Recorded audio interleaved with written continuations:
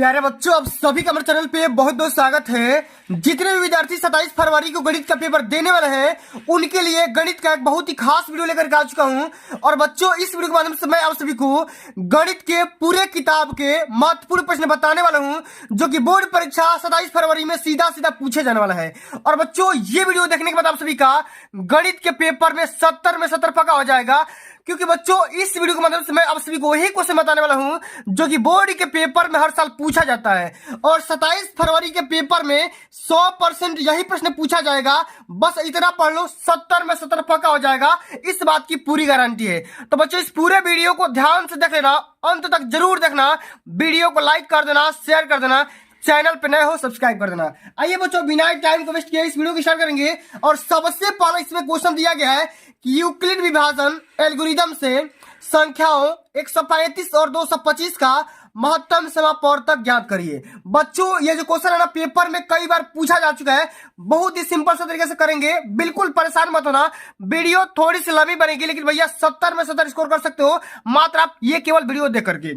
तो ये बच्चों कैसे हल करेंगे जरा ध्यान से देखिएगा। यहाँ पर सबसे पहले यहाँ पे जो भी हमारी संख्या दी गई है हम यहाँ पे लिखेंगे। क्या करेंगे, हम यहाँ पे हल करेंगे और यहाँ पे लिखेंगे, ठीक ना। इसमें लिखना है आपको कि दी गई संख्याएं, क्या क्या संख्या दी गई है। हमारे पास दो संख्याएं दी गई है, ठीक ना, इस प्रकार से दी गई है। एक तो है भैया 135 और दूसरी है 225, ठीक ना। इस प्रकार से संख्या दी गई है, ठीक ना। अब हमें करना क्या है, हमें दोनों संख्याओं का मौसा ज्ञात करना है। क्या करना भैया, इसका मौसा यानी कि HCF कैलकुलेट करना है। किसका, 135 और 225 का। इसी प्रकार से सभी को लिखना होगा कि भैया इसका मौसा क्या होगा, ठीक ना। अब बच्चों, हम यहाँ पे एक चीज नोटिस कर रहे हैं, चूंकि लिखेंगे कि 225 जो है ना, 225 135 से क्या है, बड़ा है।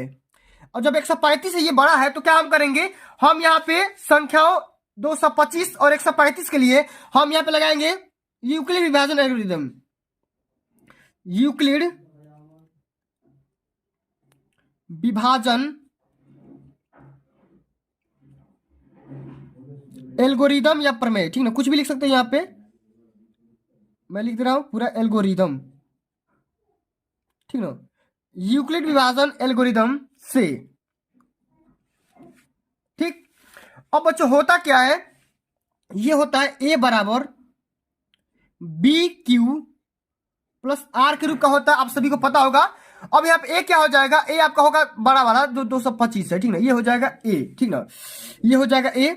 तो हम यहाँ पे क्या रख देंगे, 225 बराबर, अच्छा बी क्या होता है भैया, बी आपका यहाँ पे ये होता है, क्या हो जाएगा, बी आपका 135 हो जाएगा। हम इसको ए मान लेते हैं, इसको हम बी मान लेते हैं, ए इज ग्रेटर देन बी, ठीक ना।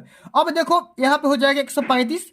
अब बच्चों क्या करना है आप सभी को, 135 का पहाड़ा पढ़ो कि 225 से कम आ जाए या कट जाए, ठीक ना। तो क्या हो जाएगा, एक बार में जाएगा, तो हम यहाँ पे एक लिख लेंगे। और यहाँ पे कितना शेष बचेगा, रिमाइंडर, तो रिमाइंडर का बच जाएगा बच्चों यहाँ पे 90। क्या बच जाएगा, यहाँ पर 90 बच जाएगा, फिर ठीक ना। इसी प्रकार से किया जाता है, आप सभी को पता होगा। ये हो जाएगा ए बराबर बी क्यू प्लस आर के रूप में होता है। अब बच्चों हम क्या करेंगे, फिर हम इसको और इसको लेंगे अगले चरण में। ये आपका हो जाएगा चरण पहला, ठीक ना, ये क्या हो जाएगा, चरण प्रथम में हो जाएगा, ठीक ना।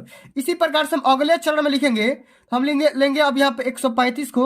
अब हम इसको 90 से भाग करेंगे तो ये हो जाएगा 90 गुणे का 1 और प्लस में क्या बच जाएगा, 45। क्या बच जाएगा, 45। इसी प्रकार से बच्चों हम तीसरा एल्गोरिथम लगाएंगे, फिर इसी प्रकार से फिर हम इसको लेंगे और इसको लेंगे। तो हम फिर यहाँ पे ए बराबर 90 लेंगे, तो ये क्या हो जाएगा, 45 गुणे का 2 और प्लस में हमारा 0। अब बच्चों ये प्रोसेस तब तक किया जाता है जब रिमाइंडर का मान 0 ना आ जाए, ठीक ना। अब जब रिमाइंडर का मान जब 0 हो जाएगा तो यहाँ पे जो भी आपका यहाँ पे ये जो मान बचा बी वाला, ठीक ना, ये जो बी का मान बचा ये क्या हो जाएगा, आपका बी जो होगा, ठीक ना, ये आपका जो भी ये बी वाला हो जाएगा, ठीक ना। यही वो क्या हो जाएगा बच्चा, ये आपका हो जाएगा मौसा, क्या हो जाएगा, मौसा हो जाएगा HCF ऑफ 225, ठीक ना, और 135। इसका मौसा क्या हो जाएगा, 45 निकल करके आ जाएगा। और ये बच्चों का क्या हो जाएगा, आंसर है, क्या हो जाएगा, आंसर हो जाएगा। इस प्रकार से आंसर यहाँ पे कर देना है बच्चों। इसी प्रकार से आप सभी को सारे प्रश्नों को हल करना है, सारे प्रश्नों को अटेम्प्ट करना है, ठीक ना। अब चलो बच्चों, अगला जो हमारा क्वेश्चन दिया गया जरा ध्यान से समझिएगा, बिल्कुल सिंपल से क्वेश्चन है, ठीक ना। क्वेश्चन क्या बोल रहा है, ध्यान से समझिएगा। सिद्ध कीजिए कि 7 करणी में 5 एक अपरिमेय संख्या है। सिद्ध करना है कि 7√5 क्या है भैया, एक इरेशनल नंबर भैया, अपरिमेय संख्या है। तो बच्चों इस वाले क्वेश्चन को हम कैसे हल करेंगे जरा ध्यान से देखिएगा। यहाँ पर सबसे पहले बच्चों हम यहाँ पे क्या करेंगे, कल्पना करेंगे, ठीक ना, कल्पना करेंगे, ठीक ना। इसका सोल्यूशन मैं यहाँ पे लिख दे रहा हूं, ठीक ना। सबसे पहले आप मान लो कि माना, उल्टा मान लेते हैं, माना 7√5 एक क्या है भैया, एक परिमेय संख्या है। अपरिमेय संख्या का उल्टा क्या होता है, परिमेय संख्या। एक परिमेय संख्या है, ठीक है, इतना मान लो। अब जब बच्चों हम मान लेते हैं परिमेय संख्या, तो परिमेय संख्या की परिभाषा क्या होता है, तो बच्चों परिमेय संख्या की परिभाषा होता है कि जिसे हम p/q के रूप में आसानी से व्यक्त कर सकते हैं, ठीक ना, जिसे हम p/q के रूप में आसानी से व्यक्त कर सकते हैं। तो तब हमारा क्या हो जाएगा, तो अभी हम यहाँ लिख सकते हैं, तब 7√5 बराबर क्या हो जाएगा, p/q, ठीक ना। जहां पर यही बात लिखना है आपको, यही बात को ध्यान से लिखना है कि जहां p और q क्या भैया, p और q धन पूर्णांक है, क्या भैया, धन पूर्णांक है। आराम से लिखना है यहाँ पे, धन पूर्णांक है। और यहाँ पे एक और बात लिख देना, जहां पर q 0 के बराबर नहीं होगा, जहां पर q 0 के बराबर नहीं होगा, तब बच्चों क्या होगा, तब हम यहाँ पे एक बात और यहाँ पे लिख सकते हैं, आसानी से लिख सकते हैं ये कि p/q बराबर क्या हो जाएगा, p/q बराबर हो जाएगा 7√5, ठीक ना। उसके बाद हम यहाँ पे इसी लाइन को लिख सकते हैं, एक लाइन बढ़ा करके यहाँ पर लिख सकते हैं कि 1 बटा, देखो यहाँ पे लिख सकते हैं 1/7, और यहाँ पे लिख सकते हैं p/q बराबर √5 लिख सकते हैं। इतना लिख सकते हैं कि नहीं लिख सकते, बताओ, जल्दी से बता दो कमेंट करके। अब बच्चों जब इतना लिख सकते हैं तो हम यहाँ पे एक बात और लिख सकते हैं, इसलिए, ठीक ना, इसलिए ये हमारा संख्या यहाँ पे लिखेंगे क्या, तो p/q परिमेय संख्या है, परिमेय संख्या है, परिमेय संख्या है। और 1/7 इंटू p/q बराबर √5, ठीक ना। ये क्या होगा, अगर ये बराबर मत लिखो, ये भी संख्या क्या होगा, जब किसी भी संख्या से गुणा करोगे तो ये भी क्या हो जाएगा, ये भी आपका परिमेय संख्या होगी, परिमेय संख्या होगी ना। किसी परिमेय संख्या भिन्न से गुणा करोगे तो क्या होगा भैया, वही तो परिमेय संख्या ही होगी। अतः हम ये बोल सकते हैं, इसलिए कि 1/7 इंटू p/q क्या हो जाएगा, एक परिमेय संख्या हो जाएगा, परिमेय संख्या हो जाएगा, परिमेय संख्या है। और हमने अभी क्या बताया, अब हमने अभी देखा कि 1/7 इंटू p/q बराबर क्या था भैया, करड़ी में 5 था, यानी कि √5 था, ठीक ना। अब बच्चों हम ये जानते हैं कि √5 भी क्या है, परिमेय संख्या होनी चाहिए, ठीक ना। जब ये परिमेय संख्या हो गया भैया, जब ये परिमेय संख्या हो गया, तब इसको भी परिमेय संख्या होनी चाहिए। लिखेंगे हम यहाँ पे कि तब √5 एक परिमेय संख्या होनी चाहिए, जबकि रियल में क्या है भैया, अपरिमेय संख्या है। परंतु हम अब लिखेंगे, परंतु कथन का विरोधाभास हो रहा है, विरोधाभास होता है, ठीक ना। इसलिए क्या हो जाएगा भैया, इसलिए हमारा जो 7 और करड़ी में 5, ये देखो, ये करड़ी में 5 है, ये आपका 7 है, क्या हो जाएगा, एक अपरिमेय संख्या हो जाएगा, क्या हो जाएगा, एक अपरिमेय संख्या हो जाएगा, अपरिमेय संख्या होगी, ठीक ना, प्रूफ, ठीक ना। इसी प्रकार से बच्चों आप सभी को हल करना होगा, तभी जाकर के पूरे नंबर मिलते हैं, ठीक है। अब चलो बच्चों आगे देख लेते हैं, अगला हमारा क्वेश्चन क्या दिया गया है। अगला हमारा क्वेश्चन बहुत ही सिंपल से क्वेश्चन है, जरा ध्यान समझिएगा कि समीकरण 3x² - 5x + 2 = 0 का विविधकर ज्ञात करना है। क्या करना है, विविधकर माने d का मान ज्ञात करना है। अच्छा बच्चों बताओ d बराबर क्या होता है भैया, d बराबर होता है, सबसे पहले इक्वेशन को लिखते हैं। ये क्वेश्चन दिया गया 3x² - 5x + 2 = 0 दिया है, ठीक ना, इतना दिया गया है। अब देखो इसको हम कंपेयर करेंगे ax² + bx + c = 0 से, तो हमारा क्या हो जाएगा, यहाँ पे a बराबर हो जाएगा बच्चा यहाँ पे 3, b बराबर हो जाएगा हमारा -5 और c बराबर हो जाएगा 2। और हमारा क्या निकलना है भैया, d का मान निकलना है, विविधकर का मान क्या होता है, b² - में 4ac होता है। तो बी का मान क्या आ जाएगा, बी का मान माइनस का 5 का स्क्वायर कर दो, माइनस है तो माइनस 4 गुणे ए का मान 3 और सी का मान 2, ये क्या हो जाएगा 25 और ये क्या हो जाएगा 4 3 12 गुणे 24। तो डी का मान क्या हो जाएगा, ये है आपका डी, ये है आपका डी, ये आपका डी बराबर क्या हो जाएगा 25 में से 24 गया 1, ये आपका आंसर हो गया। इसी प्रकार से आप सभी को सारे क्वेश्चन को अटेम्प्ट करने होंगे, ठीक ना। चलिए अब आगे बढ़ जाते हैं। अगला हमारा क्वेश्चन क्या दिया है, जरा ध्यान से समझिएगा। एक आयताकार पार्क की लंबाई उसकी चौड़ाई से 8 मीटर अधिक है, ठीक ना। यदि पार्क का क्षेत्रफल 240 वर्ग मीटर है तो पार्क की लंबाई और चौड़ाई ज्ञात करिए। कैसे हल करेंगे, जरा यहां पर ध्यान से समझिएगा। सबसे पहले बच्चों यहां पे क्या करेंगे, हम सबसे पहले मान लेंगे, ठीक ना। क्या करेंगे, सबसे पहले आपको सपोज कर लेना होगा। हम मानेंगे कि माना पार्क का लंबाई, ठीक ना, मानेंगे पार्क की जो लंबाई होगी एल होगी, ठीक ना, या ए मान सकते हो, ठीक ना, और चौड़ाई का बी मान सकते हो, ठीक इतना। अब बोल रहा है कि आयताकार पार्क की लंबाई, जो लंबाई है बच्चों देखो, ये जो लंबाई है वो क्या है, चौड़ाई से 8 मीटर अधिक है। क्या भैया 8 मीटर अधिक है, यानी कि बी प्लस क्या हो जाएगा 8 हो जाएगा, ये अधिक है। ये आपका पहला इक्वेशन हो गया। अब बोल रहा है कि यदि पार्क का क्षेत्रफल 240 वर्ग मीटर है। अब बच्चों देखो पार्क का क्षेत्रफल क्या होता है भैया, क्षेत्रफल बराबर क्या होता है, क्षेत्रफल बराबर हो जाएगा, आयत है तो क्षेत्रफल क्या हो जाएगा ए इंटू बी हो जाएगा, ठीक ना। और क्षेत्रफल का मान दिया गया ए इंटू बी, ए इंटू बी का मान कितना दिया गया है 240 दिया गया है, ठीक ना।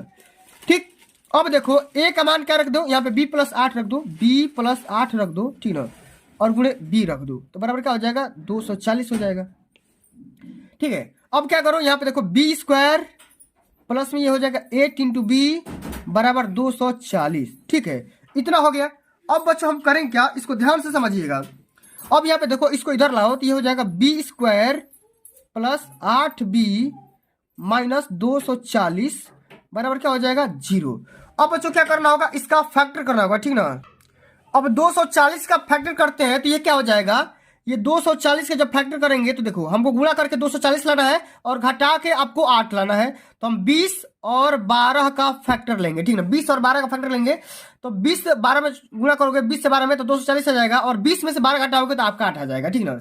इसी प्रकार से हल करना होगा तो ये हो जाएगा बी स्क्वायर प्लस आप सभी का यहाँ पे हो जाएगा 20 बी माइनस में ये 12 बी माइनस ये 240 बराबर 0, ठीक ना। अब कॉमन कर लो, इसमें कॉमन हो जाएगा बी, ये हो जाएगा बी प्लस 20 और इसमें हो जाएगा माइनस का 12, ये हो जाएगा बी प्लस में 20 बराबर क्या हो जाएगा 0। अब देखो दोनों में कॉमन क्या दिख रहा है, दोनों में हमको कॉमन दिख रहा है बी प्लस 20, अब इसमें कॉमन दिख रहा है बी माइनस 12, ठीक ना, इतना बराबर 0 हो जाएगा। अब बच्चों बारी बारी से 0 करते हैं तो ये हो जाएगा बी प्लस 20 बराबर 0, तो क्या हो जाएगा बी बराबर माइनस का 20 हो जाएगा। इसी प्रकार से अगेन हम करेंगे b माइनस 12 बराबर 0, तो b बराबर क्या हो जाएगा, b बराबर हो जाएगा 12, क्या हो जाएगा b बराबर हो जाएगा 12, ठीक ना। अब बच्चों हम क्या करेंगे, हम यहाँ पे b का मान 12 रख लेंगे, क्योंकि जो लंबाई का मान होता है ना वो निगेटिव नहीं होता, इसलिए ये अमान्य हो जाएगा, ये मान्य होगा। तो हमने चौड़ाई निकाल लिया कितना भैया, चौड़ाई हमने निकाल लिया 12। अब हमको लंबाई निकालना है, ये आपका क्या हो गया चौड़ाई हो गया, चौड़ाई आपका 12 हो गया। और लंबाई क्या था भैया, लंबाई आपका था ए मतलब ए, और ए बराबर क्या था भैया बी प्लस 8, और बी का मान आपने निकाला 12 प्लस 8 क्या हो जाएगा आपका 20 सेंटीमीटर, क्या हो जाएगा 20 सेंटीमीटर, यहाँ पे सेंटीमीटर लिख दो, ठीक ना। ये आपका क्या हो जाएगा आंसर हो जाएगा, क्या हो जाएगा आंसर हो जाएगा। इसी प्रकार से आप सभी को सारे प्रश्नों को टच करना है, तभी जाकर के भैया पूरे नंबर मिलेंगे, ठीक ना। आइए बच्चों अब अगला हमारा क्वेश्चन पूछा गया है, त्रिकोणमितीय क्वेश्चन है, सिद्ध करने वाला है कि सिद्ध कीजिए कि 1 plus 1 minus tan theta upon 1 minus cot theta का होल स्क्वायर बराबर सेक स्क्वायर थीटा।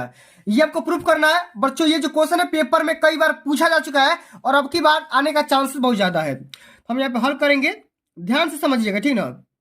चलिए यहाँ पे दो पक्ष दिया है, तो सबसे पहले हम यहाँ पे क्या करेंगे LHS यहाँ पे लिख देंगे और LHS से हमारे चीज को प्रूफ करने की कोशिश करेंगे, ठीक ना।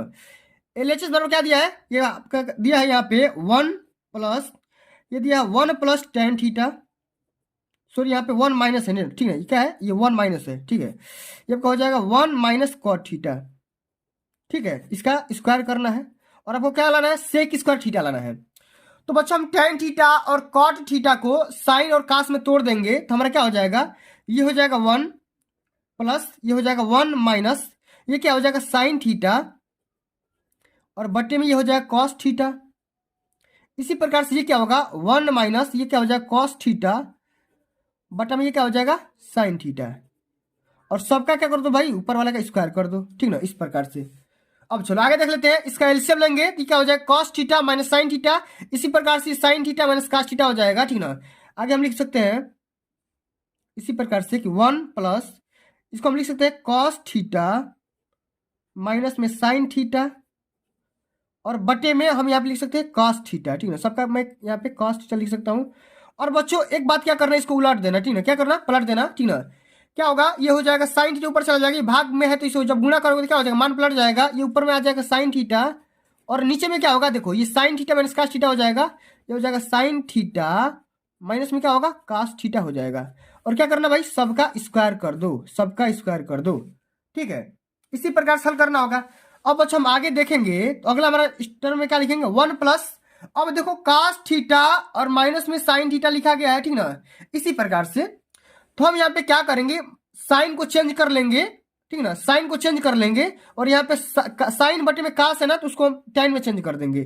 तो ध्यान से समझो मैं क्या बताने की कोशिश कर रहा हूं, मैं यहाँ पे ऊपर लिख सकता हूं, ऊपर मैं एक बात मैं लिख सकता हूं, यहाँ पे देखो कि ये और ये आपस में -1 बार में कट सकता है, कितने बार में -1 बार में, ये जो होगा पद ये इस पद से कट जाएगा कितने बार में -1 बार में, ठीक ना। और ऊपर क्या बच जाएगा आपका यहाँ पे ब्रैकेट में माइनस साइन थीटा और बटे में क्या हो जाएगा कॉस थीटा बच जाएगा, माने इतना बार में कट जाएगा और इसका स्क्वायर कर दो, ठीक है। अब बच्चों इस वाले पद को क्या लिख सकते हैं, इस वाले पद को हम लिख सकते हैं 1 और ये देखो ये आपका हो जाएगा, ये माइनस का जब स्क्वायर करोगे तो सेम से वही वाला आएगा पद, ये क्या हो जाएगा 1 प्लस ये आपका हो जाएगा माइनस में लिख सकते हो इसको क्या लिख सकते हो tan theta, tan theta square कर दो। अब अगली लाइन में इसका स्क्वायर कर दो तो ये क्या हो जाएगा 1 प्लस tan स्क्वायर थीटा, क्या हो जाएगा tan स्क्वायर थीटा। अब बताओ 1 प्लस tan स्क्वायर थीटा क्या होता है भैया, ये होता है सेक स्क्वायर थीटा, क्या होता है सेक स्क्वायर थीटा, जो कि हमको क्या दिया था आरएचएस में दिया था, क्या दिया था आरएचएस में यहाँ पे दिया गया था, यही हमको प्रूफ भी करना था। तो बच्चों इसी प्रकार से हम सभी को सारे प्रश्नों को टच करना है, हल करना है, ठीक है। अब चलो बच्चों अगला हमारा क्वेश्चन, ये भी एक त्रिकोणमिति का ही क्वेश्चन है, सिद्ध करने वाला प्रश्न है, ये पेपर में 4 नंबर का पूछा जाता है, तो हम कैसे हल करेंगे जरा यहाँ पर ध्यान से समझिएगा, बिल्कुल आसान भाषा में समझाऊंगा, ठीक ना, पूरा समझ में आएगा, थोड़ा सा भी परेशान बिल्कुल भी नहीं होना है, ठीक ना। चलिए अब देखो बच्चों अगला हमारा क्वेश्चन यहाँ पे दिया गया है, सिद्ध करना है, इसका सोल्यूशन हम यहाँ पे लिख दे रहे हैं, ठीक है। सबसे पहले एलएचएस को लेंगे, एलएचएस में हमारा क्या दिया गया है, एलएचएस में दिया गया आपका कॉट ए, क्या दिया गया है कॉट ए माइनस में कॉस ए बटे में दिया गया आपका कॉट ए प्लस में कॉस ए दिया है, इतना बच्चों आपको दिया गया है।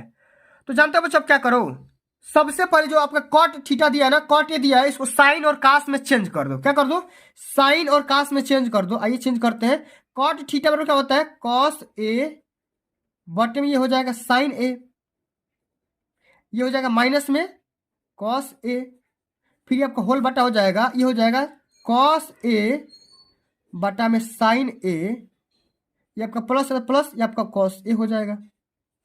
इतना चीज करने के बाद बच्चों आगे क्या करेंगे, अब साइन ए का लसा लेंगे तो क्या हो जाएगा ऊपर में हो जाएगा कॉस ए माइनस ये क्या हो जाएगा कॉस ए इंटू साइन ए हो जाएगा, कॉस ए इंटू साइन ए हो जाएगा।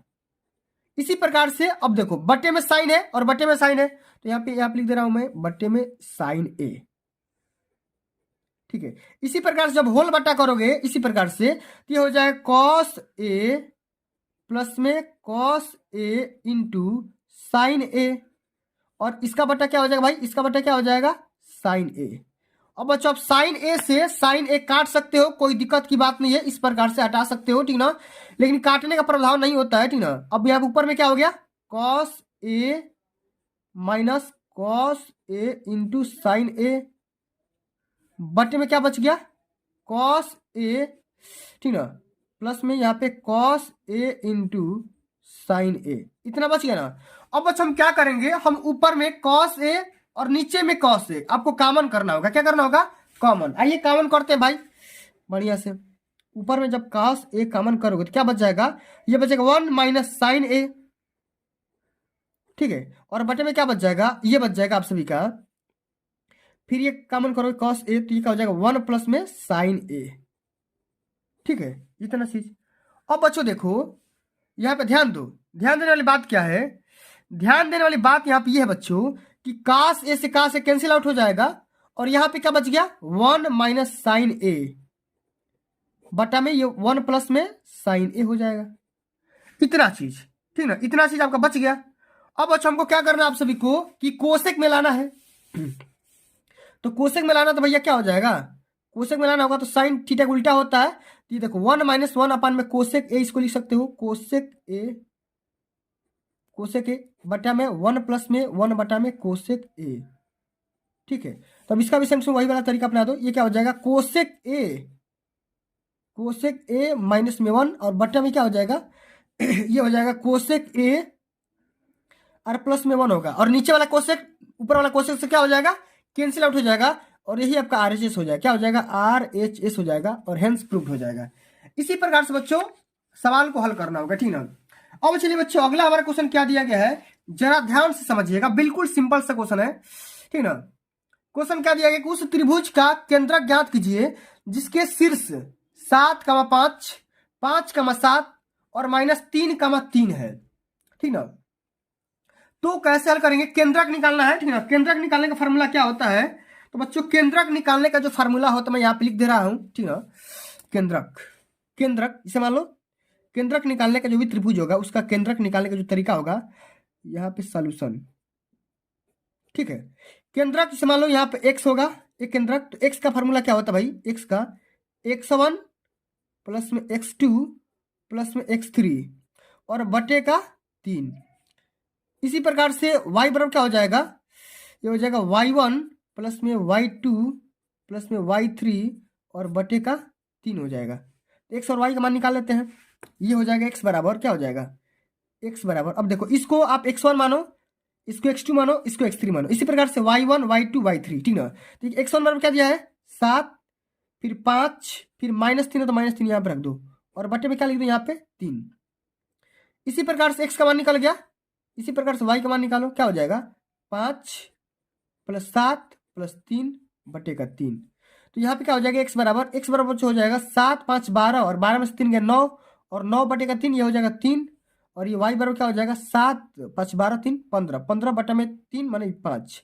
तो जो बच्चों केंद्रक XY होगा इसका मान क्या हो जाएगा 3,5 हो जाएगा, क्या हो जाएगा 3,5 हो जाएगा। इस प्रकार से सभी को केंद्रक निकाल लेना है, ये आपका आंसर हो जाएगा, ठीक है। आगे समझ में आ गया तो वीडियो को प्यार से लाइक कर दो, ठीक ना, वीडियो को प्यार से लाइक कर दो, बहुत ही संघर्ष लगता है भाई इस ऐसा वीडियो क्रिएट करने में।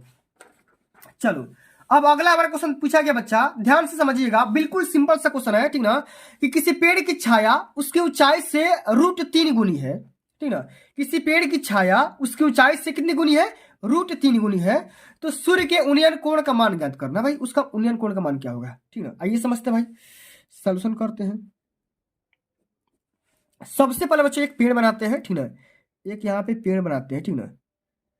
अब ये इसका जमीन बनाते हैं, ठीक ना। अब इसका जो उन्नयन कोण होगा, ये जो पेड़ है, ठीक ना, पेड़ का उन्नयन कोण माने ये नीचे वाला है, ये आपका उन्नयन कोण होता है नीचे वाला, कितना है भाई नीचे, यही आपको कैलकुलेट करना है, ठीक है। अब देखो जो भी उसकी छाया है, जैसे मान लो ये पेड़ है, ठीक ना, इसकी छाया कहाँ तक जा रही है, यहाँ तक जा रही है, ठीक ना। छाया से √3 गुनी, अगर मान लो कि छाया अगर x है, ठीक ना, उसकी ऊंचाई से, अगर मान लो ऊंचाई उसका x है तो उसकी छाया क्या हो जाएगी भैया, ऊंचाई से √3 गुनी हो जाएगी, माने √3 गुना हो जाएगा, √3 × x हो जाएगा या x √3 हो जाएगा, ठीक है, x √3 मान लो, ठीक है, इतना चीज से मान लो। देखो बोला गया पेड़ की छाया ये है, से मान लो ये पेड़ है, अगर इधर सूर्य होगा तो रोशनी मारेगा, ठीक ना, तो इधर इसकी छाया आएगी ना, यहाँ से लेकर यहाँ तक छाया हो गई। जब छाया इतना हो गया तो इसकी क्या हो भैया ऊंचाई से, ऊंचाई हमने मान लिया भैया इस पेड़ की ऊंचाई कितना है, x मीटर है, ठीक है, या x सेंटीमीटर है। इसकी ऊंचाई से जो छाया कितना है, x √3 है, माने कि 3 गुना है, ठीक है, इसी प्रकार से कर देंगे। अब अच्छा हमको करना क्या होगा, इसका उन्नयन कोण निकाला होगा, इसका थीटा का मान निकालना होगा। तो हम यहाँ पे फार्मूला लगाएंगे tan थीटा, क्या निकालेंगे tan थीटा। tan थीटा बराबर क्या होता है, लंब बटा में आधार होता है, क्या होता है, लंब बटा में आधार होता है, ठीक है। अब देखो tan थीटा बराबर क्या हो जाएगा बच्चा, लंब कितना है आपका x है और आधार कितना है भैया x √3 है, ठीक ना। अब देखो x से x कैंसिल आउट हो जाएगा तो हमारा tan थीटा का मान कितना आ गया, tan थीटा का मान बच्चों आ गया यहाँ पे 1 बटा में √3। अब बताओ √1/√3 किसका मान होता है बच्चा? tan कितने डिग्री का मान होता है? तो tan थीटा के जगह पर हम यहाँ लिख सकते हैं tan 30 डिग्री। ठीक है, तो यहाँ से जो थीटा का मान होगा वो क्या निकल करके आ जाएगा? 30 डिग्री निकल करके आ जाएगा। इस प्रकार से हमारा ये राइट आंसर हो जाएगा। इसी प्रकार से हल करोगे पक्का नंबर मिलेगा भाई, एक भी नंबर ना कटेगा। ठीक है, चलो आगे बढ़ जाए। अगला हमारा क्वेश्चन फिर भी एक त्रिकोणमितीय क्वेश्चन है, थोड़ा सा इसका हाई लेवल है। ठीक है, थोड़ा सा लेवल मैंने बढ़ाया हुआ है। इसमें क्वेश्चन क्या बोल रहा है कि भूमि से 60 मीटर की ऊंचाई पर एक पतंग उड़ रही है। पतंग से लगी डोरी में अस्थायी रूप से भूमि के एक बिंदु से बांध दिया गया है और भूमि के साथ डोरी का झुकाव 60 डिग्री है। यह मानकर कि डोरी में कोई ढील नहीं है, ठीक ना, तो डोरी की लंबाई ज्ञात करना है। ठीक ना, तो बच्चों हम कैसे हल करेंगे जरा ध्यान दीजिएगा। आओ भाई सॉल्यूशन करते हैं। सबसे पहले बच्चों यहाँ पे देखो, भूमि से 60 मीटर की ऊंचाई पर एक पतंग उड़ रही है। इसे मान लो ये आपका जमीन है, मैंने यहाँ पे बना दे रहा हूँ पूरा बढ़िया से डिटेल में ताकि समझ में आए। ये आपका जमीन है, यहाँ से 60 मीटर की ऊंचाई पर, यहाँ से 60 मीटर की ऊंचाई पर ये रहा आपका पतंग, ये रहा आपका पतंग। ठीक ना, कितना ऊंचाई है? 60 मीटर की ऊंचाई है। ठीक ना, अब देखो पतंग से लगी डोरी में अस्थायी रूप से भूमि में बांध दिया गया है। भूमि में क्या बांध दिया गया भैया? यहाँ से यहाँ तक बांध दिया गया है। ठीक ना, मान लो कि यहाँ से बांध दिया गया है। पतंग तो भाई ऐसे ही उड़ता है ना तिरक में। ठीक ना, बांध दिया गया और ऐसा बोला गया कि भाई डोरी में थोड़ा भी ढीला नहीं है, कोई भी ढीलापन नहीं है। और इसका जो झुकाव एंगल है वो कितना है भाई? 60 डिग्री है। क्या है? 60 डिग्री है। ये आपका एंगल दिया है झुकाव कोण। तो यह मानकर कि डोरी में कोई ढील नहीं है, तो डोरी की लंबाई ज्ञात करना है। डोरी की लंबाई मान लो x है, इसको x ज्ञात करना है। ठीक ना, कैसे हल करेंगे जरा ध्यान दीजिएगा। तो बच्चों ये आपका क्या हो गया? ये आपका हो गया कर्ण। क्या हो जाएगा? ये आपका कर्ण हो गया। मान लो ये आपका ए, ये आपका बी, ये आपका सी। ठीक ना, ये आपका कर्ण हो गया, ये आपका लंब हो गया और ये आपका क्या हो गया? आधार। ठीक है, इस प्रकार से। तो बच्चों हम जानते हैं त्रिभुज एबीसी में, त्रिभुज एबीसी में हम क्या करेंगे? साइन थीटा लगाएंगे। क्या लगाएंगे? Sine theta. क्योंकि साइन थीटा पर क्या होता है बच्चा? लंब बटे में कर्ण होता है। यहां पे हम लगाएंगे साइन थीटा बराबर क्या होता है? लंब बटा में कर्ण होता है। ठीक ना, हमको ये चीज पता करना है। अब देखो साइन थीटा बराबर, देखो थीटा का मान दिया कितना? 60 डिग्री बराबर लंब दिया है आपका 60 और कर्ण आपको निकालना है, मतलब एक्स का मान निकालना है। तो बच्चों बताओ साइन 60 डिग्री का मान कितना होता है? ये होता है √3/2। क्या होता है? √3/2 होता है। बराबर ये हो जाएगा 60 बटे का x हो जाएगा। तो अब हम क्या करेंगे? त्रिया गुणा कर लेंगे। ये हो जाएगा आपका √3x बराबर ये हो जाएगा 60 गुणे का 2। ठीक है, तो बच्चों आपको यहाँ पे x का मान निकालना होगा। x का मान जब निकालोगे तो क्या हो जाएगा? 60 गुणे 2 और बटे में क्या हो जाएगा? √3। ठीक है, इस प्रकार से। तो आपको x का मान निकालना होगा। तो बच्चों हम यहाँ पे लिख सकते हैं 20×3 60 होता है ना, तो देखो 20 गुणे, अब देखो मैं कैसे लिख रहा हूँ? √3 गुणे √3 लिखूंगा। 3 को मैं 2 बार लिख दे रहा हूँ √3 के फॉर्म में और यहाँ पे 2 बटे में √3। ऐसा क्यों किया हूं? ताकि √3 से √3 आसानी से कट जाए। और यहाँ पे देखो x का मान क्या आ जाएगा? 20 दूना 40 और 40 करनी में 3 हो जाएगा। 40 √3 इसका राइट आंसर निकल करके आ जाएगा। इस मान लो सेंटीमीटर हो या कुछ भी हो, जो भी यहाँ पे मीटर दिया तो मीटर यहाँ पे लिख देना, मीटर ही है तो यहाँ पे मीटर लिख देना। क्या करना? मीटर लिख देना और यही आपका आंसर हो जाएगा। इसी प्रकार से बच्चों आप सभी को सारे प्रश्नों को हल करना होगा। ठीक ना, चलिए अब अगला हमारा क्वेश्चन एक वृत्त का क्वेश्चन है। ठीक ना, वृत्त का मैंने 2 क्वेश्चन को सिलेक्ट किया हुआ है। पूरा मैं आज किताब खत्म कर दूंगा, परेशान मत होना। जो भी बच्चे अभी तक वीडियो को देख रहे हैं भैया वीडियो को लाइक कर देना। ठीक ना, चलो आगे देखते हैं क्वेश्चन क्या बोल रहा है कि चित्र में यदि ओ केंद्र के वृत्त की PQ और PR 2 स्पर्श रेखाएं हैं और कोण यहां पे दिया गया QPR बराबर 46 डिग्री है, तो कोण QOR का मान निकालना है। QOR का मान निकालना है। तो बच्चों कैसे निकालेंगे जरा यहां पर ध्यान दीजिएगा, बिल्कुल सटीक भाषा में समझाऊंगा। अगर आपको कॉन्सेप्ट पता होगा ना तो मुंह से भी हल कर लोगे। ठीक है, यहाँ पे देखो हल निकालेंगे, सॉल्यूशन करेंगे। ठीक है, यहाँ पे देखो आपका वृत्त का केंद्र क्या भैया? O है और यहाँ पे आपको एक एंगल दिया है QPR दिया हुआ है। कितना दिया है? 46 और 46 डिग्री दिया गया है। आपको किसका मान निकालना है? QOR का मान आपको निकालना है। तो बच्चों एक बात ध्यान दो। ठीक ना, एक बात ध्यान दो। ठीक ना, एक बात ध्यान क्या देना है कि किसी भी वृत्त का आंतरिक कोण और बाह्य कोण, आंतरिक कोण और बाह्य कोण का जो योगफल होता है ना, आंतरिक कोण और बाह्य कोण का जो योगफल होता है ना, ठीक ना, वो कितना होता है बच्चों? वो होता है 180 डिग्री। कितना होता है बच्चों? होता है 180 डिग्री होता है। कितना डिग्री होता है? 180 डिग्री होता है। तो हम ये बोल सकते हैं, देखो कहने के सेंस ये कोण ओ और कोण पी, ये दोनों कोण एंगल मिलकर के कितना डिग्री बनाएंगे, समपूरक बनाएंगे। तो हम यहाँ पे इसी को लिखेंगे कि कोण पी, ठीक ना, सॉरी पी नहीं, कोण क्यू ओ आर प्लस में कोण क्यू पी आर बराबर क्या हो जाएगा, 180 डिग्री हो जाएगा, 180 डिग्री। तो बच्चों आपको क्या करना है, कोण ओ का मान निकालना है। देखो यहाँ पे कोण पी कोई ओ आर का मान, माने कोण ओ का मान निकालना है। तो हम यहाँ पे लिख देंगे कोण क्यू ओ आर बराबर क्या हो जाएगा, प्लस में देखो इसका मान दिया गया कितना, 46 डिग्री, बराबर ये हो जाएगा 180। तो बच्चों यहाँ पे क्या हो जाएगा, कोण क्यू ओ आर बराबर क्या हो जाएगा, 180 में से 46 घट जाएगा। और यहाँ पे कोण क्यू ओ आर बराबर निकाल सकते हैं, अब घटा दो, ये हो जाएगा 4, ये हो जाएगा कितना भाई, 7 में से 4 गया 3, ये 1, माने 134 डिग्री निकल करके आ जाएगा। और यही आपका क्या हो जाएगा, राइट आंसर हो जाएगा। ठीक है, इसी प्रकार सॉल्व करना होगा। अब चलिए बच्चों अगला हमारा क्वेश्चन इसी प्रकार क्वेश्चन है, लेकिन थोड़ा सा अलग है, इसमें थोड़ा सा अलग है। इसमें क्या करना है कि चित्र में ओ वृत्त का केंद्र है, यदि कोण बी ओ सी, माने कोण बी ओ सी, देखो कोण बी ओ सी बराबर 110 डिग्री दिया गया है।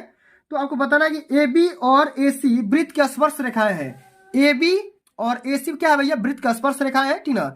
तो कोण ओ ए बी, कोण ओ ए बी माने इसका एंगल का मान निकालना, किसका, इस वाला एंगल का मान निकालना है, इस वाले का, ये आपको एंगल का मान निकालना है, ठीक ना।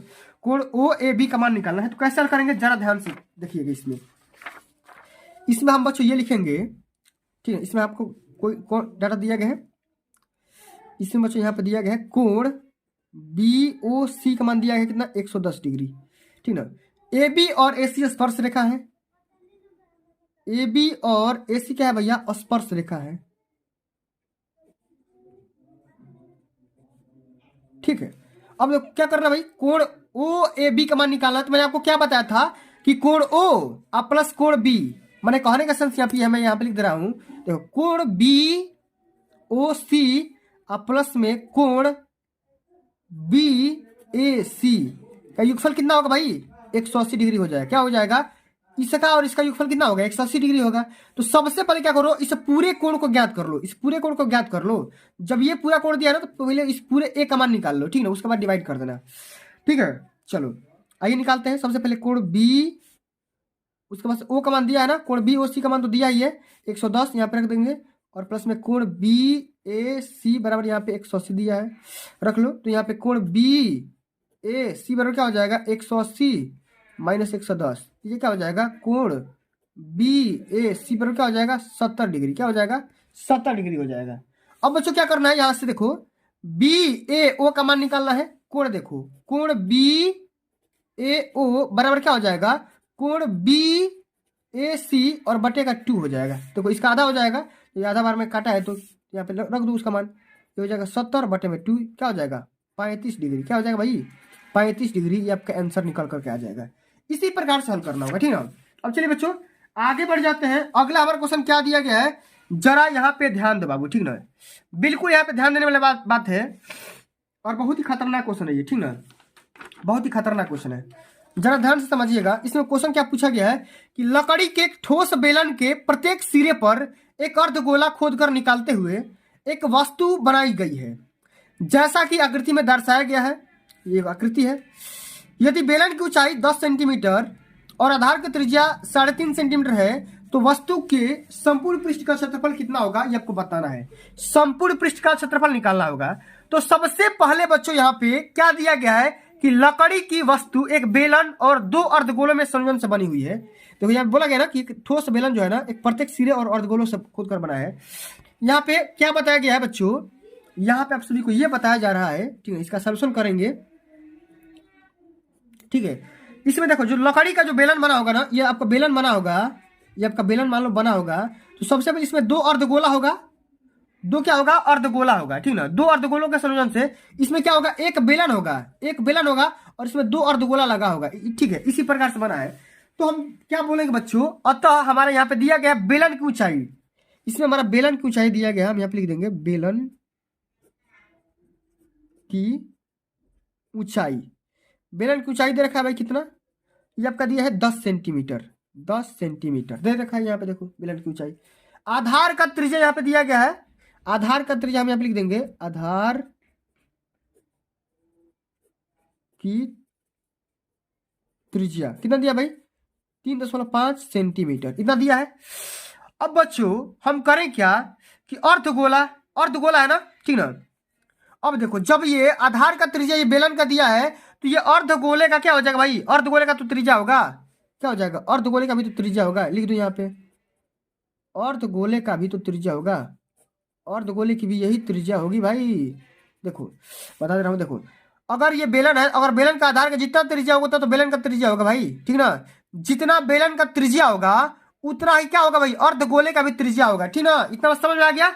अब चलिए बच्चों हम क्या करेंगे कि लकड़ी की वस्तु का संपूर्ण पृष्ठफल क्षेत्रफल निकालेंगे तो क्या हो जाएगा, ठीक है। यहाँ पे लिख देंगे संपूर्ण पृष्ठ क्षेत्रफल, संपूर्ण पृष्ठीय क्षेत्रफल कैसे निकालेंगे जरा ध्यान दो यहाँ पे।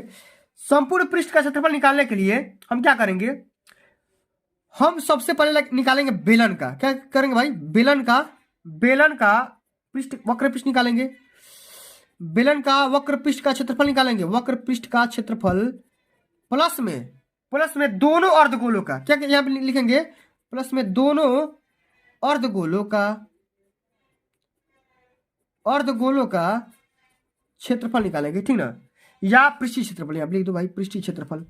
अब बताओ बच्चों बेलन का वक्र पृष्ठ कितना होता है, तो बेलन का वक्र पृष्ठ होता है बच्चों, मैं यहाँ पे लिख दे रहा हूं 2πRh, क्या होता है 2πRh होता है। साथ में देखो अर्धगोला का वक्र पृष्ठ कितना होता है, तो अर्धगोला का वक्र पृष्ठ होता है बच्चों यहाँ पे 2πr² होता है। लेकिन यहाँ पे देखो दो अर्धगोला है ना, दो अर्धगोला है तो यहाँ पे क्या कर दोगे, दोनों को जोड़ दोगे तो क्या हो जाएगा, ये हो जाएगा 4πr², दोनों को जोड़ दोगे तो क्या हो जाएगा 4πr²। अब बच्चों क्या करो, इसमें कॉमन कर लो, 2πr कॉमन कर लो, 2πr कॉमन कर लो, 2πr हम जब कॉमन कर लेंगे तो क्या बचेगा, h प्लस में 2r बचेगा, यहाँ पर इतना बच गया ना। अब देखो जहां जहां h है, जहां जहां r है, मान यहां से रखो और उठा करके रख दो इसमें, ठीक ना। और रखते हैं भाई, देखो यहाँ पे 2 गुणे पाई का मान क्या रखो 22/7 रख दो, ठीक है। गुणे r का मान कितना दिया है, r का मान देखो यहाँ पे दिया है 3.5 सेंटीमीटर, तो 3.5। फिर यहाँ पे देखो h का मान कितना दिया है 10 प्लस में 2 गुणे r का मान कितना दिया है 3.5, ठीक है। इतना कर दो, ठीक है। इतना करने के बाद बच्चों अब यहाँ पे देखो क्या करो, हल कर दो यहाँ पे, तो ये क्या हो जाएगा, ये आपका हो जाएगा, अब 2 से इसको गुणा कर दोगे तो 7 और 7 ये 7 कट जाएगा, ठीक ना, ये कट जाएगा पूरा। तो बचेगा कितना, बच जाएगा बच्चों यहाँ पे देखो 22/7, ठीक ना, 22/7 गुणे 7 लिख दो, ये कट करा दो, इसको हटा दो इसको, तो लिख दो यहाँ पे क्या हो जाएगा 22 गुणे, अब इसको गुणा करोगे 7 + 10 क्या हो जाएगा 17। तो जब गुणा करोगे तो भाई क्या हो जाएगा 17 गुणा 22 गुणा कर दो तो ये हो जाएगा आप सभी का 374, क्या हो जाएगा 374 वर्ग सेंटीमीटर। और ये क्या हो जाएगा आंसर हो जाएगा, क्या हो जाएगा भाई आंसर हो जाएगा। तो सर ये बोल रहे हैं कि दो संख्याओं का HCF यानी कि मसा 23 और LCM यानी कि लसा 1449 है, यदि उनमें से एक संख्या 161 है तो दूसरी संख्या ज्ञात करिए। अब इस क्वेश्चन को हम कैंसिल करेंगे, और ये क्वेश्चन पेपर में कई बार 4 नंबर में पूछा जा चुका है, ध्यान से समझिएगा किस प्रकार से हल किया जाएगा। तो बच्चों हम जानते हैं कि यहाँ पे हमारा क्वेश्चन क्या दिया है, दो संख्याओं का HCF हमारा दे रखा है, इसी प्रकार से हल करना होगा। HCF हमारा दे रखा है कितना भाई 23, और हमारा LCM यहाँ पे दे रखा है कितना 1449, 1449 दे रखा है, ठीक है। और हमारा पहली संख्या मान लो यहाँ पे पहली संख्या का मान भी यहाँ पे दे रखा है, पहली संख्या इसका भी मान दे रखा है बच्चा, कितना दिया है 161 दिया है। आराम से हल करेंगे भाई, पूरा 70 में 70 आएगा, ठीक ना, इस बात की पूरी गारंटी है। अब करना है कि आप सभी को दूसरी संख्या निकालना है। तो बच्चों हम यहाँ पे एक फार्मूला जानते हैं कि मसा गुणे लसा, ठीक ना, यहाँ पे लिख सकते हैं कि पहली संख्या गुणे दूसरी संख्या बराबर क्या होता है भाई मसा गुणे लसा, यानी कि HCF इंटू LCM होता है। ये तो भैया फार्मूला होता है। अब बच्चों क्या करो, पहली संख्या दूसरी संख्या यहाँ पे मान रख दो, दूसरी संख्या हम यहाँ पे x मान लेंगे। पहली संख्या क्या दिया है यहाँ पे 161 दिया है, रख दो। दूसरी संख्या हमने x मान लिया।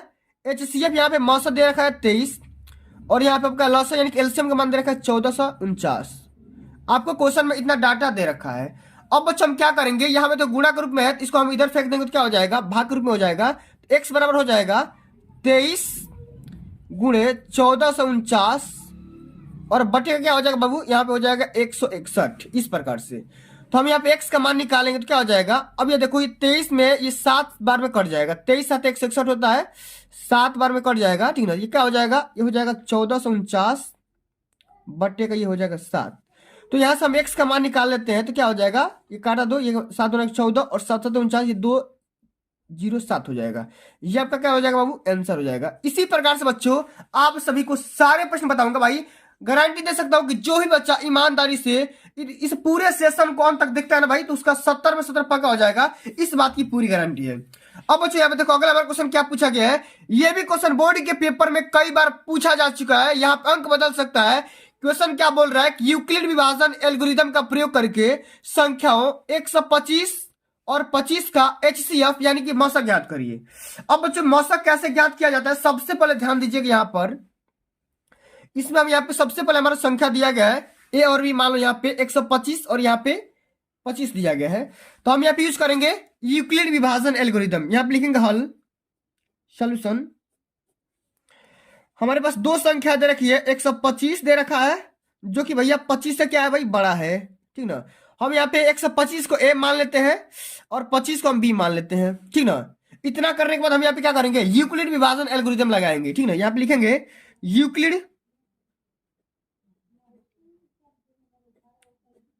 यूक्लिड विभाजन प्रमेय से।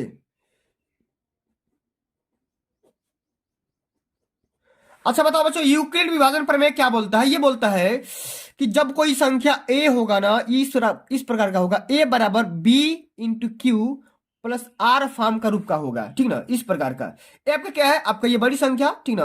बी क्या भैया, इसका भाजक भाग करने वाला, ठीक ना। आर क्या भैया, रिमाइंडर है, ठीक ना। और ये क्या भाई, जो आपका गुणा करते हो, ठीक ना। इस प्रकार से होता है। अब हम क्या करेंगे, 125 में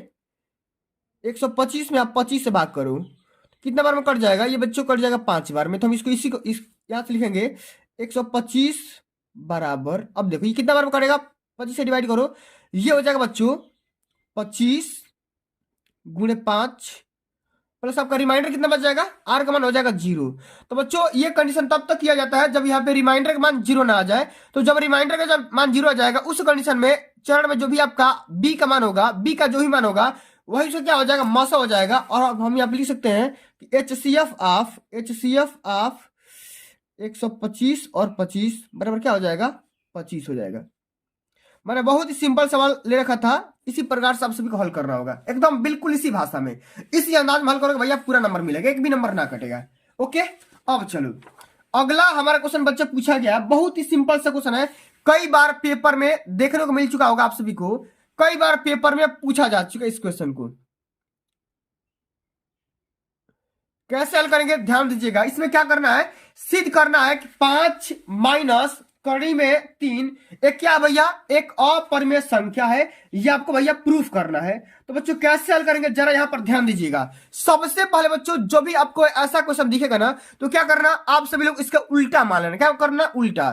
तो हम यहां पे मानेंगे कि माना 5 माइनस करणी में 3 एक परिमेय संख्या है, इसमें लिखेंगे इसका सोल्यूशन, ध्यान दीजिएगा, इसमें लिखेंगे माना 5 माइनस रूट 3 एक परिमेय संख्या है, परिमेय संख्या है। अब बच्चों बताओ, जब परिमेय संख्या ये हो गया तो हम ये बोल सकते हैं कि भैया ये देखो 5 माइनस रूट 3, इसको हम P बटे Q के रूप में लिख सकते हैं या A बटे B के भी रूप में भी लिख सकते हैं, जहां पर भैया यहाँ पे देखो A और B क्या हो भैया, पूर्णांक होना चाहिए, धन पूर्णांक होना चाहिए। साथ में हमारा जो B का मान होगा ना, B का मान कभी भी 0 के बराबर नहीं होना चाहिए, ये आपका कंडीशन होना चाहिए, ठीक ना। इतना चीज, इतना हो गया ना। अब एक बात तो और यहाँ पे देखो A बटे B, A बटा जो B का मान होगा, यानी कि इसका जब मसा निकालेंगे, HCF ऑफ A बटा B निकालेंगे, A और B का मसा निकालेंगे, तो ये हमेशा क्या आएगा, 1 से अधिक ही आना चाहिए, 1 कम से कम तो आना ही चाहिए, ठीक ना, इस प्रकार से। अब बच्चों यहाँ पे हम बात करेंगे, यहाँ पे देखो 5 माइनस करड़ी में 3, एक एक बटे बी हो जाएगा। तो हम यहाँ पे लिख सकते हैं इसको, एक और भी कंडीशन से लिख सकते हैं। हम लिख सकते हैं कि 5 माइनस ए बटे बी बराबर, इसको इधर फेंक दो, ये हो जाएगा √3। इस प्रकार से लिख सकते हैं, इतना लिख सकते हैं ना। अब बच्चों हम क्या करेंगे, हम इसको एक और कंडीशन बदल देते हैं, इसको इस प्रकार से लिख सकते हैं कि ए और बी, चूंकि यहाँ पे लिखेंगे चूंकि ए और बी पूर्णांक है, क्या भैया, इंटीजर है, ठीक है। इसलिए अब देखो, इसलिए ए और बी क्या है भैया, पूर्णांक है। जब पूर्णांक में पूर्णांक से भाग करोगे तो क्या हो जाएगा, यही तो पूर्णांक ही होगा। इसलिए 5 माइनस ए बटा बी भी पूर्णांक होगा, और पूर्णांक होगा तो मतलब परिमेय संख्या होगा, भी एक परिमेय संख्या है, एक परिमेय संख्या है। इस प्रकार से लिख सकते हैं। और अंत में यहां पे लिख सकते हैं अर्थात हम ये बोल सकते हैं, अर्थात √3 एक परिमेय संख्या है। जब वो परिमेय संख्या होगा तो भाई उसी के बराबर तो ये भी है, तो ये भी एक परिमेय संख्या है। अतः हम ये बोल सकते हैं, परंतु कथन का विरोधाभास हो रहा है, परंतु कथन का विरोधाभास होता है, यहां पे हो रहा है। क्यों? क्योंकि भैया √3 क्या है, एक अपरिमेय संख्या है, एक अपरिमेय संख्या है, ठीक है। इस प्रकार से अतः हम लिख सकते हैं अंत में, अतः 5 माइनस √3 क्या हो जाएगा, एक अपरिमेय संख्या होगा। जब कथन का विरोधाभास होगा तो क्या होगा भैया, अपरिमेय संख्या होगा या होगी, ठीक है। इस प्रकार से प्रूफ कर देना है, ठीक है। चलो, होप आशा करता हूं भाई आपको समझ में आ गया होगा। अब चलिए अगला हमारा क्वेश्चन क्या दिया है, बहुत ही खतरनाक क्वेश्चन है, ध्यान से समझिएगा कि संख्या 6, 72 और 120 का अभाज्य गुणनखंडन विधि द्वारा HCF और LCM निकालिए। कई बार पेपर में आ चुका भैया, क्या करना आप सभी को, 6, 72 और 120 का अभाज्य गुणनखंडन विधि के द्वारा। मैंने आपको एक और क्वेश्चन बताया था, यूक्लिड विभाजन एल्गोरिथम के माध्यम से मैंने HCF निकाला था। इसमें क्या करना भाई, 6 का अभाज्य गुणनखंडन निकालो, 6 का क्या हो जाएगा, 2 × 3 हो जाएगा। इसी प्रकार से 72 का क्या हो जाएगा, 72 का होगा 2 × 2 × 2, 2 दूनी के 4, 4 दूना 8 और 3 के 24 और 24 या 72 हो जाता है, इस प्रकार से, ठीक ना।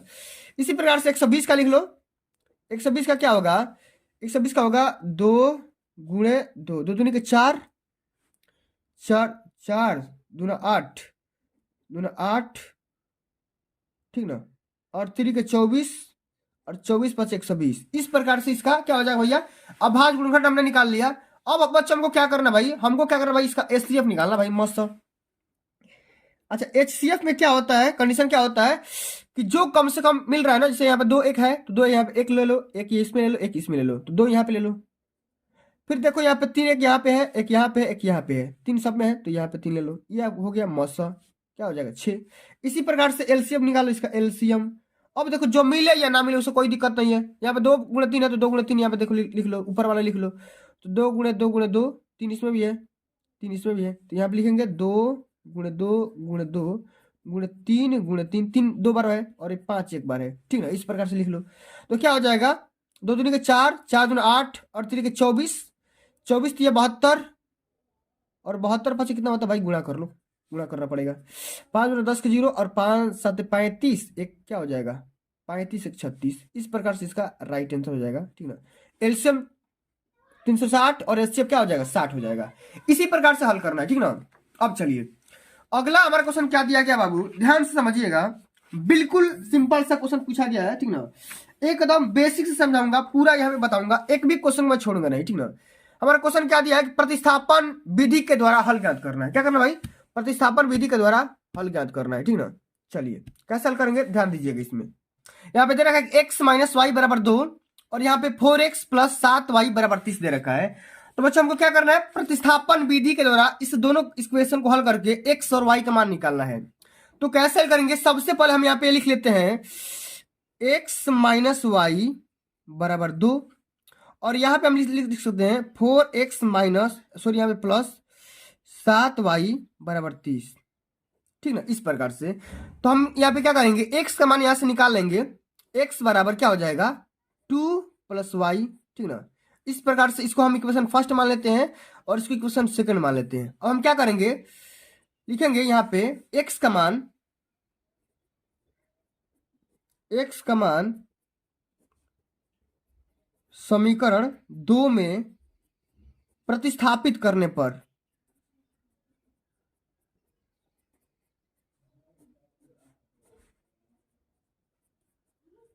ठीक है, इस प्रकार से। अब भाई कर लेते हैं, ये हो जाएगा बच्चा, ये 4 हो जाएगा, यहाँ पे हो जाएगा 2 प्लस में ये y प्लस में ये 7y बराबर हो जाएगा ये 30। ठीक है, इतना चीज। अब बच्चा हम करेंगे क्या, यहाँ पे देखो गुणा कर देंगे, ये हो जाएगा 8 प्लस में ये 4y, ये प्लस में कितना होगा बाबू, ये हो जाएगा 7y, और ये कितना हो जाएगा, ये हो जाएगा आपका 30। ठीक, तो ये कितना हो जाएगा 11y बराबर ये हो जाएगा 30 माइनस में 8, तो ये बाबू हो जाएगा 11y बराबर ये हो जाएगा 22। तो y बराबर कितना हो जाएगा 22/11। तो y बराबर हम यहाँ से निकाल सकते हैं 2। y का मान कितना आ गया 2। अब बच्चा हम करेंगे क्या, y का मान समीकरण 1 में रख दो। ठीक ना, यहाँ पे समीकरण 1 में रख देते हैं, आइए रख देते हैं। लिखेंगे y का मान समीकरण 1 में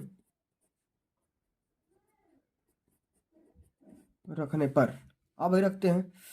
तो y का मान समीकरण 1 में रखते हैं तो क्या हो जाएगा, x बराबर यहाँ पे देखो ये 2 प्लस में y है। ठीक ना, ये हो जाएगा x बराबर 2 प्लस में y का मान कितना निकाले थे भाई, निकाले थे 2। x पर क्या आ जाएगा 2 2 4 हो जाएगा, यानी कि x का मान 4 और y का मान 2। इस प्रकार से बच्चों आप सभी को सारे क्वेश्चन को हल करना है, अटेम्प्ट करना है। आगे समझ में। चलिए अब बच्चों अगला हमारा क्वेश्चन क्या दिया, जरा ध्यान से देखिएगा। इसमें दिया है कि दो संख्याओं का अंतर 26 है और एक संख्या दूसरी की 3 गुनी है, तो उन्हें ज्ञात करिए। दो संख्याओं का अंतर आपको दे रखा है भाई कितना, 26। यदि एक संख्या दूसरे के 3 गुनी है तो उन्हें ज्ञात करना है। तो सबसे पहले बच्चों क्या करो, यहां पर हम मान लेते हैं कि माना दूसरी संख्या बराबर x। ठीक ना, तो पहली संख्या क्या हो जाएगी बाबू बताओ, पहली संख्या यहां पर हो जाएगी, अब दूसरी की 3 गुनी है तो पहली संख्या क्या हो जाएगी भाई 3x हो जाएगी। अब देखो दोनों का अंतर कितना दिया है, दोनों का अंतर 26 दे रखा है। तो पहली संख्या में से आप अगर दूसरी संख्या को हटा दोगे तो कितना आ जाएगा 26 आ जाएगा भाई। ठीक ना, अब ये कितना आ जाएगा, ये 2x बराबर ये 26। तो x बराबर क्या हो जाएगा भाई 26/2। x बराबर क्या निकाल सकते हो भाई 13 निकाल सकते हो, ये आपका राइट आंसर हो जाएगा। इसी प्रकार से आप सबको हल करना है। ठीक ना, चलो अब अगला हमारा क्वेश्चन बहुत ही ज्यादा इंपॉर्टेंट क्वेश्चन है, ध्यान से देखिएगा। यहाँ पर बोल रहा है कि एक आयताकार बाग का अर्ध परिमाप 36 मीटर है जिसकी लंबाई चौड़ाई से 4 मीटर अधिक है, तो बाग की बीमाएं ज्ञात करना है। बच्चों कैसे हल करेंगे ध्यान दीजिएगा, बहुत ही सिंपल सा क्वेश्चन है। ठीक ना, कई बार पेपर में पूछा जा चुका है। ठीक ना, सबसे पहले बच्चों हम क्या करेंगे, बाग की बीमाएं मान लेंगे। हम मानेंगे कि माना आयताकार बाग की चौड़ाई x मीटर है। ठीक ना, तो भैया लंबाई कितनी हो जाएगी, लंबाई हो जाएगी x + 4 हो जाएगी, क्योंकि भैया 4 मीटर अधिक है। ठीक ना, अब बच्चों बताओ कि आयताकार बाग हो या कोई भी आपका सामान हो, ठीक ना, आयत का अर्ध परिमाप कितना होता है, ये होता है x + y। ठीक ना, x + y, तो अर्ध परिमाप, ठीक ना, अर्ध परिमाप मतलब आधा कर दो। ठीक ना, तो क्या हो जाएगा x + y का मान यहाँ पे दे रखा है भाई कितना 36 मीटर। तो हम इसी को लिखेंगे अर्ध परिमाप की जगह पर। आइए लिखते हैं, इसमें लिख देंगे कि बाग का अर्ध परिमाप, बाग का अर्ध परिमाप दिया गया है आपको 36 मीटर दिया है, ठीक ना, 36 मीटर दिया है। अब बताओ बच्चों कि अर्ध परिमाप का फॉर्मूला क्या हो जाएगा, एक्स प्लस वाई। परिमाप का क्या होता है, 2x+y होता है, लेकिन आधा ये ना तो 2 से हट जाएगा, तो यहाँ पे क्या हो जाएगा, x+y हो जाएगा, बराबर ही हो जाएगा 36। तो यहाँ पे देखो, अगर मान लो हमने लंबाई को मान लिया x और चौड़ाई को अगर y मानोगे तो क्या हो जाएगा, x प्लस ये हो जाएगा चौड़ाई, और y का मान क्या हो जाएगा, मान लो ये वाला x+4, इतना चीज, ठीक है, इस प्रकार से। तो ये बच्चा क्या हो जाएगा आपका 36 हो जाएगा, ठीक ना। तो अब बताओ क्या हो जाएगा, ये हो जाएगा 2x प्लस में 4 बराबर में 36। तो ये क्या हो जाएगा, ये हो जाएगा 2x बराबर 36 माइनस का 4, तो ये क्या हो जाएगा 2x बराबर ये हो जाएगा 32। तो x का मान हम यहाँ से निकालेंगे 16 मीटर, निकल करके आ जाएगा x का मान, ठीक है। x का मान कितना आ गया, 16 मीटर। कहने का सेंस है बच्चों की चौड़ाई निकल करके आ गया, ये क्या हो गया, चौड़ाई हो गया। आपको लंबाई भी निकालना है, तो लंबाई क्या माने थे भाई, x+4 माने थे, तो ये क्या हो जाएगा 16 + 4 यानी कि 20 मीटर। इस प्रकार से आंसर हो गया, ठीक ना। इसी प्रकार से हल करोगे, आप चाहते तो x और y भी मान करके हल कर सकते थे, ठीक ना, इस प्रकार से। चलिए अब बच्चों अगला हमारा क्वेश्चन क्या दिया है, जरा ध्यान से समझिएगा, ठीक ना। बिल्कुल सिंपल से क्वेश्चन है, ठीक ना। यहाँ पे देखो ये वाला क्वेश्चन क्या बोल रहा है कि समीकरण 3x² - 5x + 2 बराबर 0 का विविधकर निकालना है। क्या करना है भाई, विविधकर निकालना है। कैसे निकालोगे, जरा ध्यान दीजिएगा। यहाँ पर विविधकर निकालने का फॉर्मूला क्या होता है बच्चा, ये होता है, सबसे पहले यहाँ पे इक्वेशन को लिखते हैं, 3x² - 5x + 2 बराबर 0 दिया है। तो हम क्या करेंगे, सबसे पहले हम कंपेयर करेंगे, ax² + bx + c बराबर 0 से तुलना कर दो। 0 से तुलना करोगे तो क्या हो जाएगा, a बराबर 3 हो जाएगा, b बराबर -5 हो जाएगा, c बराबर +2 हो जाएगा, ठीक ना, इस प्रकार से। अब चलिए बताओ d बराबर क्या होता है भाई, विविध कर d से क्या होता है, b² - 4ac होता है। b का मान क्या है, -5 का होल स्क्वायर कर दो, -4 इंटू a का मान क्या है भाई 3, और c का मान क्या है 2। तो ये क्या हो जाएगा बाबू, ये हो जाएगा 5 25 -4 12 दूना 24 हो जाएगा, यानी कि d का मान क्या आ जाएगा, 1 आ जाएगा। इस प्रकार से हल करना होगा, ठीक ना। चलिए अब आगे बढ़ जाते हैं। अगला हमारा क्वेश्चन क्या पूछा गया है कि द्विघात समीकरण ज्ञात करना है जिसके मूल 3 और 1/3 है। द्विघात समीकरण आपको निकालना है, ठीक ना, जिसके यहाँ पे अल्फा और बीटा का मान दिया गया है, ठीक है। यहाँ पे देखो दिया गया है, अल्फा का मान मान लो दिया गया है कितना भाई 3, और बीटा का मान क्या दिया है 1/3। आपको द्विघात समीकरण निकालना है भाई, तो हम यहाँ पे लिखेंगे द्विघात समीकरण।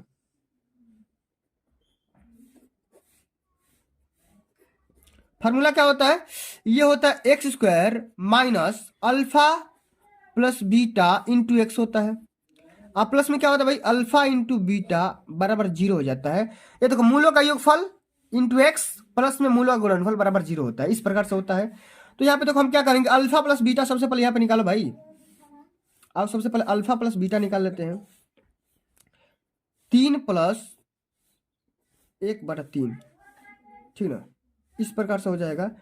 तो हम इसका मान निकाल लेते हैं, क्या हो जाएगा, ये हो जाएगा 3 के 9 + 1/3, माने कि 10/3 हो जाएगा alpha plus beta. Alpha into beta निकाल लो, ये क्या हो जाएगा 3 × 1/3, ये क्या हो जाएगा 1 आ जाएगा, माने 1 ही होगा, ठीक है, इस प्रकार से। तो इसमें हम मान रख देते हैं भाई, क्या हो जाएगा x² माइनस ये हो जाएगा 10/3 इंटू एक्स प्लस 1 बराबर 0। अब इसको थोड़ा सिंप्लीफाई और कर लेते हैं, ये क्या हो जाएगा, इसको 3 से एलसीएम कर दो, इसको फेंक दो इधर, ये हो जाएगा 3x² - 10x + 3/3 बराबर 0। तो क्या हो जाएगा 3x² - 10x + 3 बराबर ये 0 हो जाएगा। इस प्रकार से आपका द्विघात समीकरण हो जाएगा, ठीक ना। चलिए आशा करता हूँ समझ में आ गया होगा ये भी क्वेश्चन। चलिए अब अगला हमारा क्वेश्चन क्या है कि गुणनखंड विधि से हल करना है, गुणनखंड विधि से हल करना है, ठीक ना। कैसे हल करेंगे ध्यान दीजिएगा। अब हल करते हैं भाई, एक्स का मान निकालना है। यहाँ पे क्वेश्चन बोल रहा है भाई कि 100 x² - 20x + 1 बराबर 0 गुणनखंड करना है, यह भी उसी प्रकार का है भाई, ठीक ना। ये क्या भाई x² + bx + c बराबर 0 ग्रुप का है, तो हम इसी का खंड करते हैं, b का ही खंड करते हैं। गुणा करने पर आपको यहाँ पे ac वाला मिल जाए और जोड़ घटा के आपको ये वाला मिल जाए, तो क्या करेंगे भाई, कैसे लेंगे, 100 हमको गुणा करके लाना है, तो 10 और 10 लेंगे तो भैया हमको 100 मिल जाएगा, और 20 हमको लाना है भाई, तो क्या हो जाएगा 10 + 10 लेंगे, मिल जाएगा हमको, ठीक ना। इस प्रकार से हल करना होगा। आइए हल करते हैं। ये आपका हो जाएगा 100x² माइनस 20 को लिख सकते हैं 10 + 10, इस प्रकार से लिख सकते हैं ना, plus x into x plus 1 बराबर 0।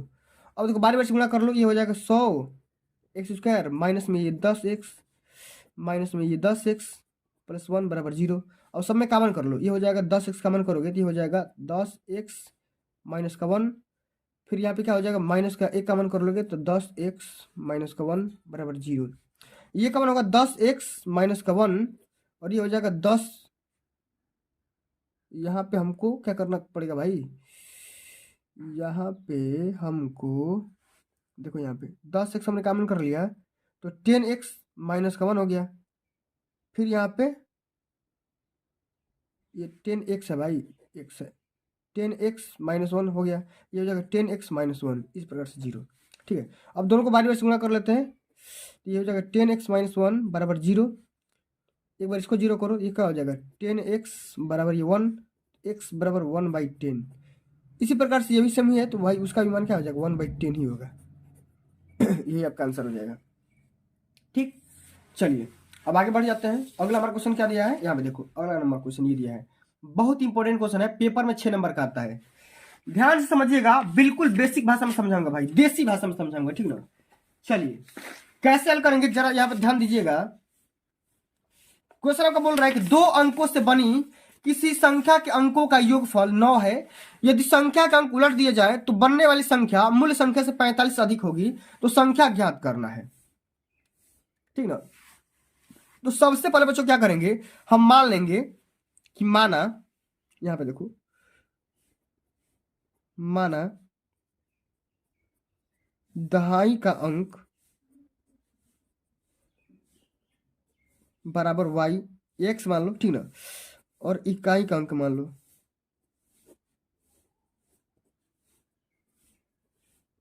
बराबर y।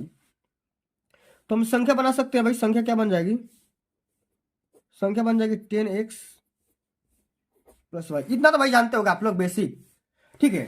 अब बच्चों बोल रहा है कि भाई इनके अंकों का योग, अंकों का योग यहाँ पे दे रखा है x प्लस वाई बराबर 9 दे रखा है, इसको आप इक्वेशन फर्स्ट मान लेते हैं। अब बोल रहा है प्रश्नानुसार, हमें आप लिखेंगे अकॉर्डिंग टू क्वेश्चन।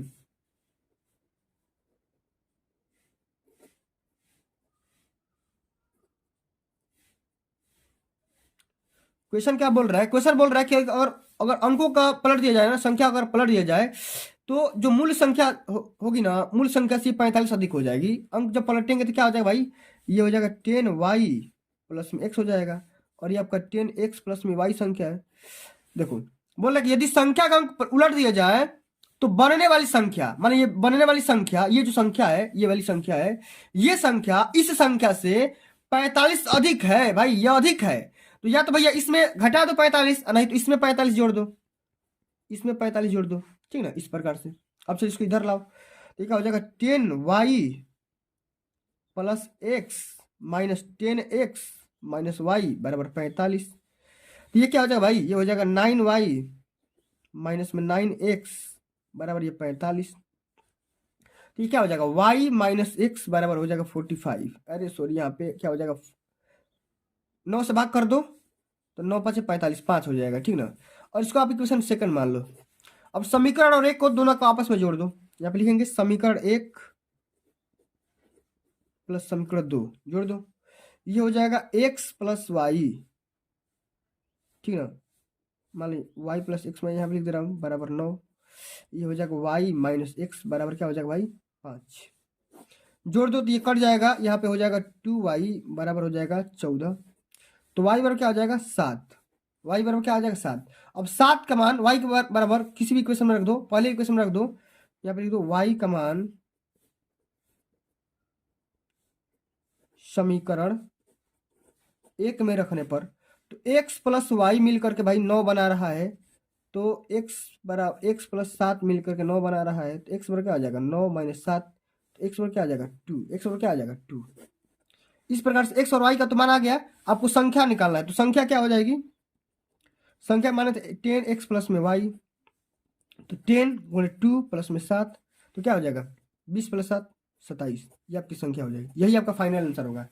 ठीक है, चलिए आशा करता हूँ समझ में आ गया होगा। चलिए अगला हमारा क्वेश्चन क्या है, एक भिन्न है, एक भिन्न 1/3 हो जाती है जब उसके अंश से 1 घटाया जाता है, और यह 1/4 हो जाती है जब हर में 8 जोड़ दिया जाता है। तो भिन्न ज्ञात करना है। तो बच्चों बहुत ही सिंपल से क्वेश्चन है, कई बार यही पेपर में आ चुका है। कैसे हल करेंगे, सबसे पहले बच्चों हम क्या करेंगे, एक भिन्न मान लेंगे, लिखेंगे यहाँ पे माना भिन्न,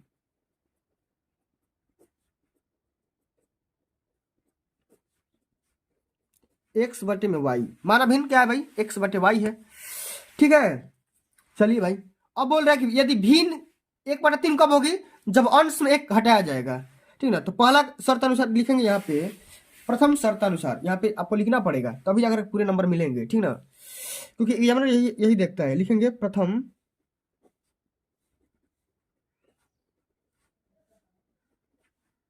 प्रथम शर्तानुसार क्या बोल रहे भाई, x - y, x-1 बटा में y बराबर 1/3 हो जा रहा है। यहां से अब एक पहले निकाल लो, ये हो जाएगा 3x - 3 बराबर ही हो जाएगा y। ठीक है, इस प्रकार से इसको आप इक्वेशन फर्स्ट मान लो। ठीक है, अब चलो द्वितीय शर्तानुसार क्या बोल रहे भाई,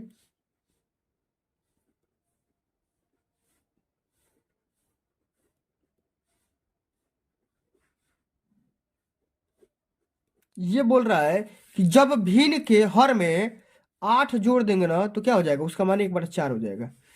अब इसको भी हम निकाल लेते हैं, ये हो जाएगा 4x बराबर ही हो जाएगा y प्लस में 8। इसको इक्वेशन सेकंड मान लो।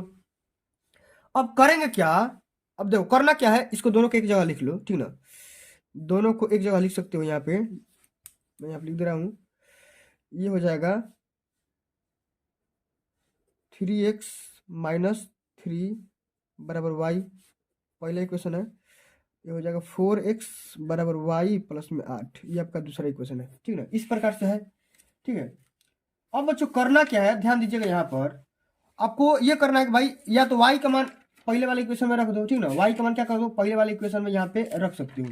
तो रखने का तरीका क्या होगा, यहाँ पे ध्यान दीजिएगा, y का मान इसमें रख दो, तो क्या हो जाएगा, ये हो जाएगा 4x बराबर हो जाएगा, y का मान क्या है 3x माइनस का 3 प्लस 8 हो जाएगा। ये हो जाएगा 4x बराबर ये हो जाएगा 3x प्लस में 5। इसको इधर लाओगे तो ये क्या हो जाएगा, x हो जाएगा, 4x माइनस में 3x होगा ना, बराबर ये 5 हो जाएगा। ये हो जाएगा x बराबर 5। x का मान हमने निकाल लिया 5, तो x का मान किसी भी इक्वेशन में रख दो, लिख देंगे यहाँ पे x का मान, दिख रहा है कि नहीं, x का मान समीकरण 1 में रखने पर, ठीक है, ये 2 में रख दो, तो क्या हो जाएगा 4 × 5 बराबर y प्लस 8, तो 5 के 20 बराबर y प्लस 8, तो y बराबर क्या हो जाएगा 20 - 8, 20 - 8, तो क्या हो जाएगा भाई y बराबर हो जाएगा आपका 12, y बराबर क्या हो जाएगा 12 हो जाएगा, और x बराबर हो जाएगा आपको 5। इसी प्रकार का आप सभी का यहाँ पे आंसर हो जाएगा। तो प्यारे बच्चों आज के लिए बस इतना ही। अगर ये वीडियो आप सभी को अच्छी लगी होगी, हेल्पफुल लगी होगी, तो वीडियो को एक प्यारा सा लाइक कर देना, शेयर कर देना, चैनल पर नए हो तो सब्सक्राइब कर देना। जल्द ही मिलते हैं अगली वीडियो में, तब तक के लिए जय हिंद, जय भारत, वंदे मातरम।